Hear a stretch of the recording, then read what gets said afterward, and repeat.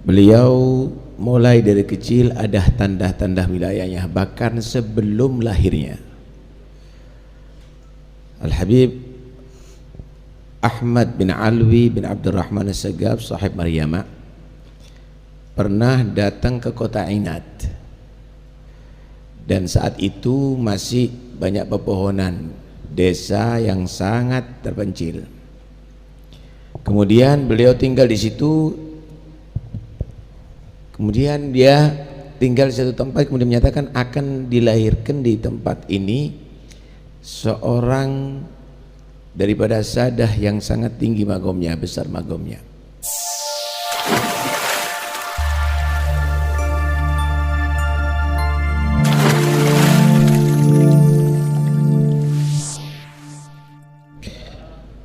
Bismillah, walhamdulillah, wassalatu wassalamu ala rasulillah Sayyidina Maulana Muhammad bin Abdullah wa ala alihi wa sahbihi man walahu, la hawla wa la quwwata illa billah. Syekh Abu Bakar bin Salim adalah salah satu di antara manusia pilihan Allah Subhanahu wa taala. Beliau mulai dari kecil ada tanda-tanda wilayahnya, bahkan sebelum lahirnya. Al-Habib Ahmad bin Alwi bin Abdurrahman As-Sagaf, sahib Maryama, pernah datang ke kota Ainat, dan saat itu masih banyak pepohonan, desa yang sangat terpencil. Kemudian beliau tinggal di situ. Kemudian dia tinggal di satu tempat, kemudian menyatakan akan dilahirkan di tempat ini seorang daripada sadah yang sangat tinggi magomnya, besar magomnya. Di sini rumahnya yang akan dibangun. Kemudian menuju tempat di sini masjidnya akan dibangun. Bahkan sholat ada di situ. Maka ketika lahir Syekh Abu Bakar bin Salim, tinggal ada di kota Ainat, dia membangun rumah seperti yang diisyarakan Habib Ahmad bin Alwi, sahib Maryamah. Masjidnya juga demikian seperti yang diisyarakan oleh Al-Habib Ahmad bin Ali, sahib Maryamah.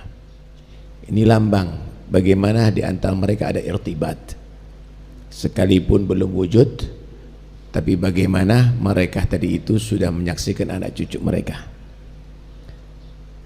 Syekh Abu Bakar bin Salim tidaklah jadi serta merta menjadi orang yang besar dan istimewa.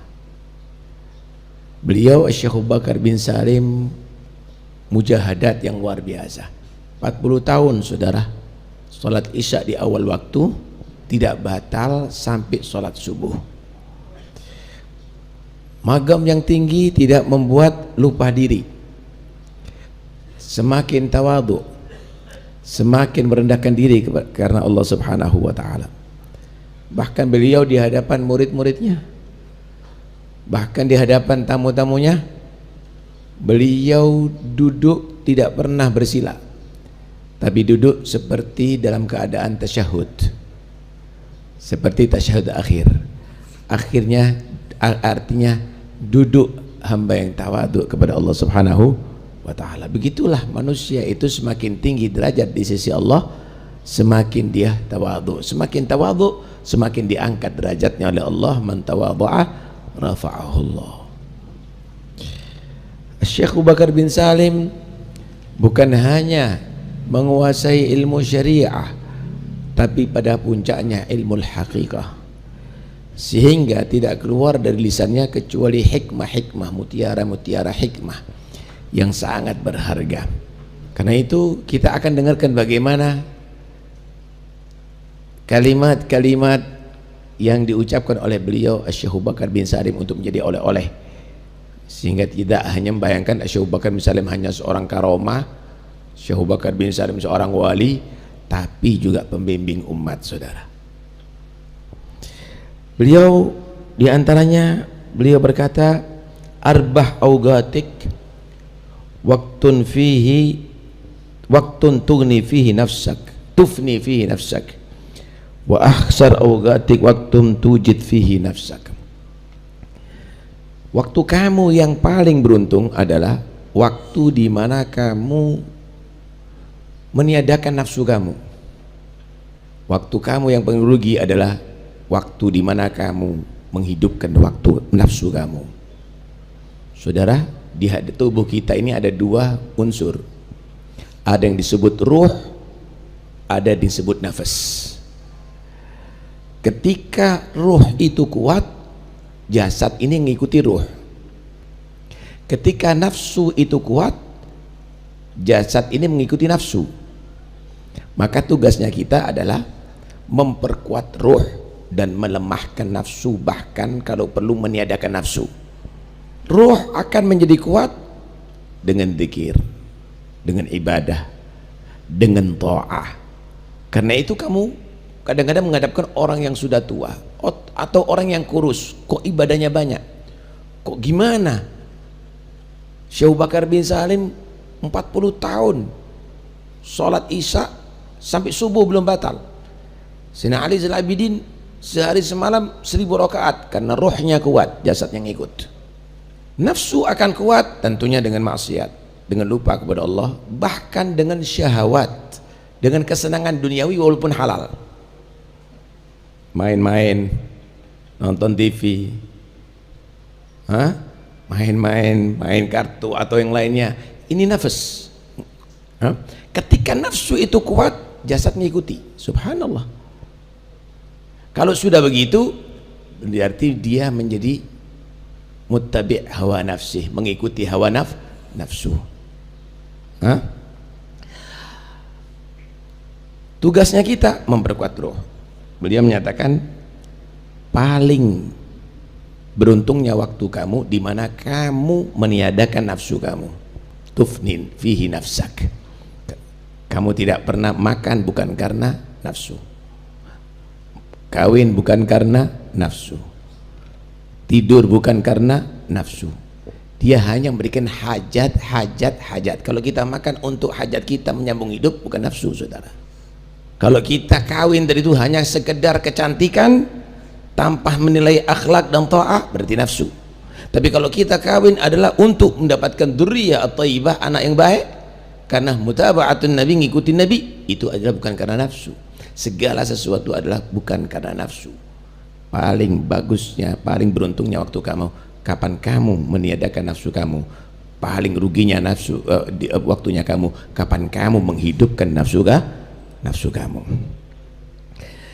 Beliau juga berkata begini, man lam yuhafid 'alal awqat lam yaslam minal afat wa man waqa' fi zallat istahaqqat tabi'at. Siapa orang yang tidak menjaga waktunya, maka tidak selamat daripada penyakit-penyakit yang akan merusaknya. Siapa orang yang terjerumus dalam kesalahan, berarti dia pantas untuk disiksa oleh Allah Subhanahu wa ta'ala.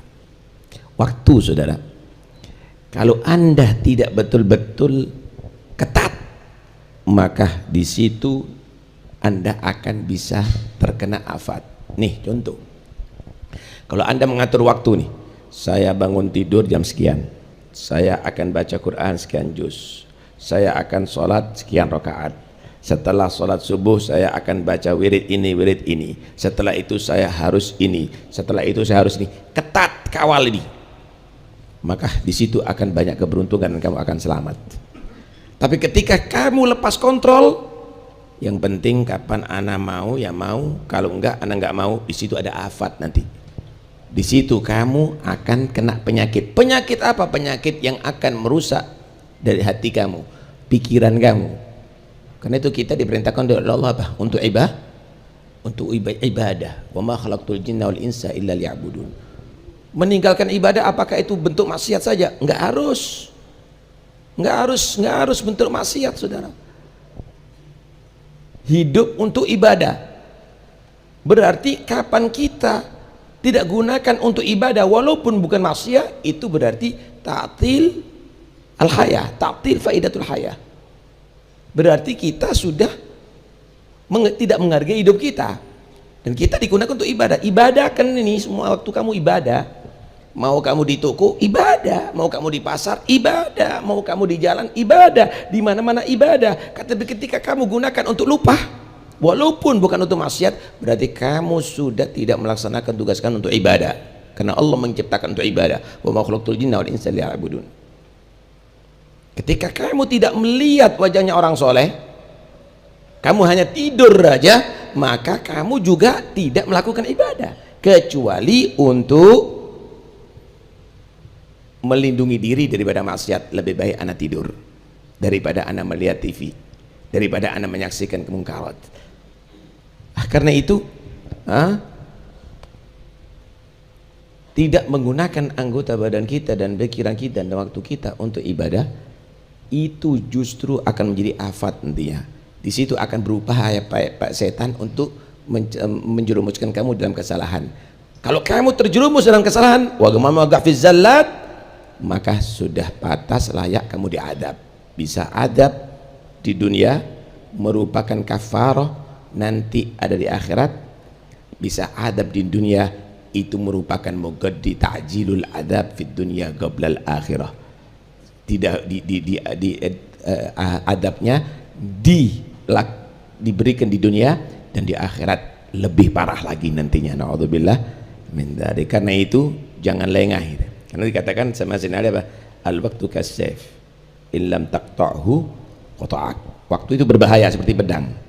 Kalau kamu nggak bisa memotong itu pedang kalah cepat, maka pedang itu yang akan memotong leher kamu. Artinya kalau kamu tidak gunakan untuk taat, berarti sebentar lagi waktu kamu akan membahayakan kamu. Minimal kamu harus bertanggung jawab di hadapan Allah. Kenapa waktu kamu kosongkan, tidak kamu gunakan untuk ibadah kepada Allah Subhanahu wa ta'ala. Ini kalam-kalam beliau nih.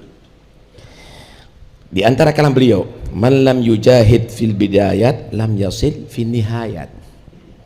Barang siapa yang tidak ada mujahadah di awal mulanya, taraqil maqamat, di dalam dia menitih maqam untuk sampai kepada Allah, yang nggak mungkin akan sampai kepada Allah.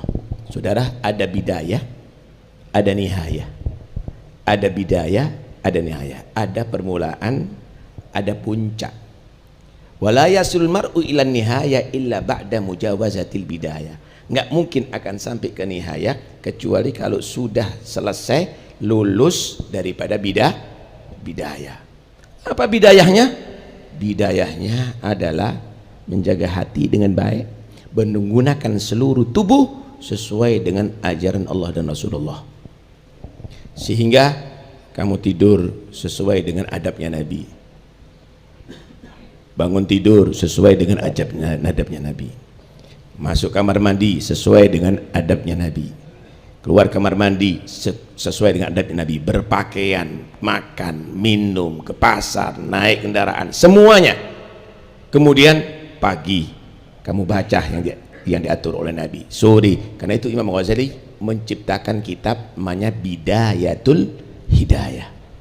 Kalau sudah sampai ada di situ selesai kamu lakukan, kamu bisa kontrol mata kamu, telinga kamu, mulut kamu, kaki kamu, semuanya, dan kamu jaga hati kamu, maka kamu akan masuk nihayah nanti ya. Nihayah berarti sudah masuk magam wilayah, sudah magam wilayah. Kita kadang-kadang nggak pakai bidayah langsung merasa jadi wali. Amalnya kita berantakan, waktunya kita berantakan, hatinya kita macam-macam, banyak hubbud dunya, hubbud syahwat, kemudian kita tidak mungkin. Man lam yujahid fil bidayah, orang kalau nggak ada mujahadah dalam bidayah, nggak akan dia tadi itu sampai kepada nihayah. Perlu mujahadah ya ikhwani, berat memang, perlu mujahadah. Tapi kalau antum berusaha, Allah yang akan bantu.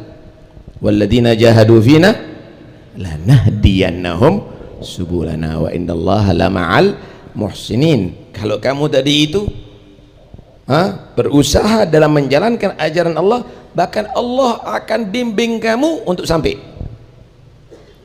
Dan kalau sudah demikian, kamu akan menjadi muhsinin. Magomul ihsan, magom yang tertinggi, saudara. Magomul ihsan, magom yang tertinggi.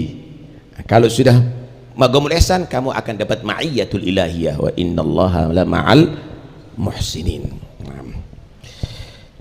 Man jalasal akhyar hudiyya bil ma'arifi wal asrar, wa man jalasal ashrar istahaqqal ar wan nar. Siapa orang dia tadi itu selalu berkumpul dengan al akhyar, orang yang baik, maka dia akan pantas mendapatkan bagian ma'rifatullah dan dia akan mendapatkan sir dari Allah Subhanahu wa taala.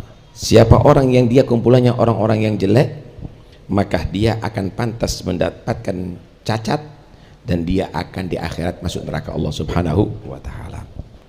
Mengenal kepada Allah, saudara, harus ada yang sifatnya itu lewat wasithah, ada yang tanpa wasithah. Sanurihim ayatina fil afaq, ini dengan wasithah. Wa fi anfusihim, ini bighairil wasithah, afala tubsirun. Alam ini semesta bisa menjadi wasithah, perantara untuk kita mengenal kepada Allah Subhanahu wa taala. Sanurihim ayatina fil afaq, kita melihat matahari, kita melihat bulan, kita melihat itu, ini bisa menyampaikan kita kepada Allah. Lebih daripada itu, kita melihat para anbiya wal mursalin, kita bisa mengenal kepada Allah. Kemudian khulafa'u, pengganti daripada anbiya wal mursalin, penerus mereka, yaitu auliya'u, para auliaannya. Mereka pengganti daripada mursalin. Kita kumpul sama mereka, kita selalu memandang mereka, maka kita akan bisa sampai kepada mengenal kepada Allah dari mereka. Karena itu mereka dikatakan idza ru'u dzukirallah. Kalau mereka tadi itu dilihat, akan bisa mengingatkan kita kepada Allah Subhanahu wa taala. Masya Allah. Ketika ditanya siapa orang yang pantas, yang layak untuk kita kumpul ya Rasulullah, man idza dzakarallaha, man idza dzakarallaha ru'yatuh, man idza dzakarakallah ru'yatuh, wa man zadaka wa man zadaka fil ilmi nuthu. Siapa orang yang paling bisa yang layak untuk dikumpuli, yaitu kalau dilihat dia akan buat kamu ingat kepada Allah, ucapannya menambahi ilmu kepada kamu. Ini yang harus kita cari ya ikhwani, bukan yang kita buat lupa, buat tertawa, membuat kita tadi itu semakin, bukan itu. Julasa manjalasal akhyar, yang sekiranya kamu dapat ma'rifatullah kalau kumpul sama dia, dapat sir, sirrullah Subhanahu wa ta'ala. Ini lebih tinggi lagi daripada ma'rifah, itu sir ya? Itu adalah lebih tinggi daripada ma'rifah. 6. Siapa orang yang kumpulan orang yang jelek, dia akan mendapatkan al-ar, cacat, semuanya akan cacat nantinya. Hatta huwa minal akhyar, hatta dia orang yang baik. Kalau dia kumpulannya orang jelek, dia akan mendapat ar, dia akan cacat nilainya. Nanti di akhirat masih masuk neraka Allah Subhanahu wa taala, hanya sekedar kumpul. Kenapa? Karena ya ikhwani bilang inda dzikris salihina tanzilur, kalau orang soleh biasa aja disebut turun rahmat. Orang yang soleh wakif bil julus ma'ahum, disebut turun rahmat. Wakif duduk kumpul bersama mereka, jadi muridnya mereka. Oke. Kemudian bisa dibayangkan orang yang soleh tadi itu wakif daripada keturunan Rasulullah SAW. Lebih lagi maratibnya. Mafhum mukhalafahnya inda dzikri al-ashrar, misalnya inda dzikri at-talihin, ketika disebutkan namanya orang yang jelek, yanzilus sakhat wal ghadab, akan turun murka Allah Subhanahu wa taala. Wakif bil julus ma'ahum, bil mukhalatah ma'ahum. Ini bisa bayangkan, nyebut orang yang jelek aja bisa membuat murka Allah. Wakif duduk kumpul bersama mereka, kita saksikan mereka semuanya. Naudzubillah min dzalik. Karena itu istahaqal ab wan nar. Panjang ini ya ikhwani, tapi yang jelas ayo kita fahami. Jadi kalau menghadiri hall ini, hanya jangan sekedar kita hadir, tapi kita ambil ibrah. Inilah perlu hall. Hall ini kita ambil ibrahnya untuk supaya kita bisa meniru jejak ya ikhwani. Ya, jadi antum bisa buat hallnya orang soleh siapapun, Syekh Abu Bakar bin Salim, bahkan kalau perlu hallnya siapa saja kamu bisa buat itu hallnya. Tapi hall itu mendengarkan bagaimana bimbingannya untuk bisa ikuti, bagaimana sirahnya untuk bisa ikuti, akhlaknya untuk bisa ikuti. Nah, jadi bukan al-hafu, bukan emosinya yang dibentuk gitu loh, tapi kesadaran ya ikhwani. Tapi kesadaran yang harus yang harus bentuk. Hada wal hal. Hada wal hal. Saudara, saya mau tanya, pernahkah antum kalau membuat halnya abahnya antum, apakah yang antum ceritakan hanya wafatnya? Bukan, saudara. Apa yang dilakukan oleh abah inti? Bagaimana istiqomahnya untuk inti teruskan? Bagaimana akhlaknya untuk inti teruskan? Kalau yang inti ceritakan hanya wafatnya, inti akan sedih. Dan apa nanti mustakbalnya inti? Masa depannya kamu apa? Pesimis nantinya.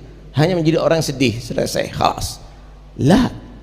Karena itu hal ini perlu untuk menjadikan seorang tadi itu panutan kepada kita, untuk kita tiru, untuk kita ambil hikmahnya. Hada huwal hal. Jangan hanya wafatnya kita buat maulid.